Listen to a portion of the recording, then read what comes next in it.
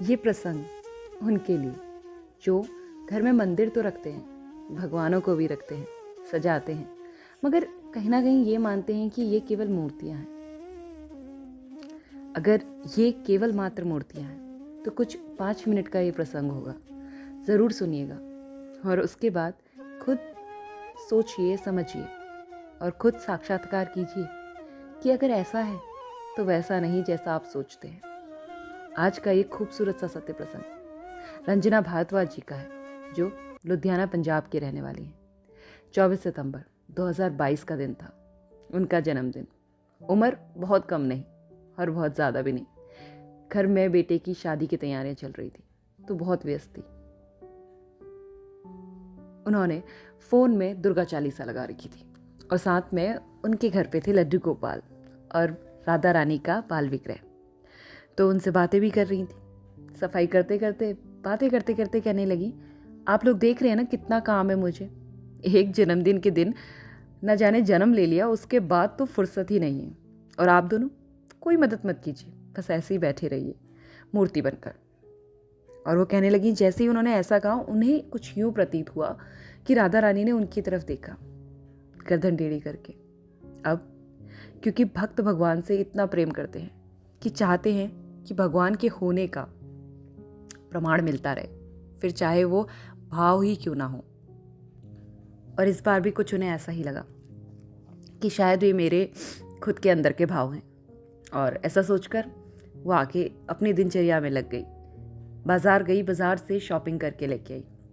बेटे की शादी की तैयारियां धूमधाम से हो रही थी और पंजाब हरियाणा की तरफ अगर शादियां होती हैं तो कुछ बहुत पहले से ही उसकी तैयारियां शुरू हो जाती हैं। हफ्ते भर का तो होता ही है पूरा प्रोग्राम घर का। और उनका बेटा कनाडा में रहता था, तैयारियां करनी थी तो दिन बार क्या देखना, हर दिन स्पेशल ही होता है एक माँ के लिए।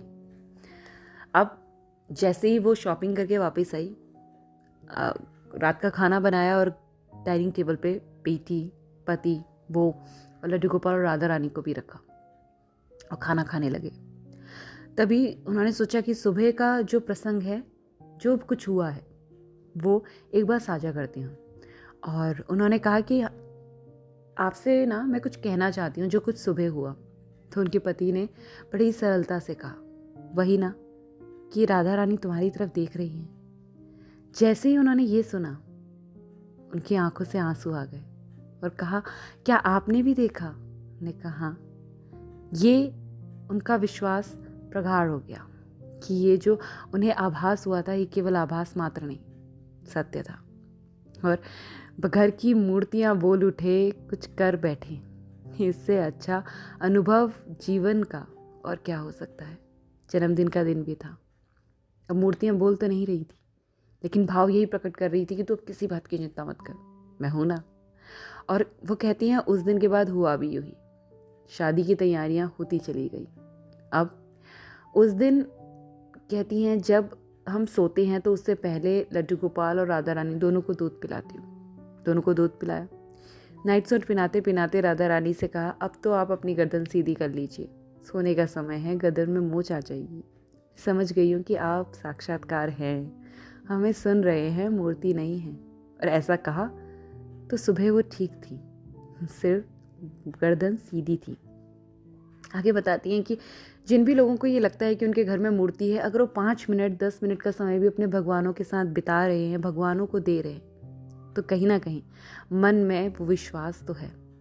हमारे कर्म तो हमें ही लगने हैं, लेकिन अगर हम ये समझ लें कि हमारे कर्म को देखने वाला वो ऊपर वाला है, जो हिसाब किताब का लेखा लेके बैठा है, तो कोई कर्म गलत होगा ही नहीं। और जब कर्म गलत नहीं होंगे तो फिर फल की चिंता किसे है। आज का ये बहुत ही खूबसूरत सा छोटा सा प्रसंग था।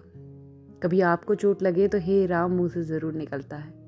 कहीं ना कहीं उस राम से, उन भगवानों से, माता से कनेक्टिविटी है, तभी तो समस्या में उनके होने का आभास होता है। आई होप आपको ये प्यारा सा सत्य प्रसंग पसंद आया होगा। सुनती हूँ और बहुत से प्रसंगों में से जो मुझे प्रसंग पसंद आता है, love to share with people. मुझे नहीं पता कितने मुझे सुनते हैं, मगर अगर मेरे थ्रू, जैसे मैं इस ज्ञान के सागर की एक छोटी सी किरण ले पा रही हूँ, मेरे थ्रू कोई भी कुछ सीख पा रहा है, तो मेरा जीवन भी सहीदा मार्ग पे है, इतना मैं समझ पाऊंगी। अगर आपको ये सत्य प्रसंग पसंद आया तो लाइक बटन पे क्लिक कीजिए, शेयर करिए ना करिए, मगर आप इससे ज़रूर कुछ सही लेके जाइए, सही पथ पे चलिए, फिर ये दुनिया और खूबसूरत होगी। लाइक बटन पे क्लिक कीजिएगा, subscribe the channel for more सत्य प्रसंग, क्योंकि ये विश्वास ही तो है जिस पे दुनिया कायम है।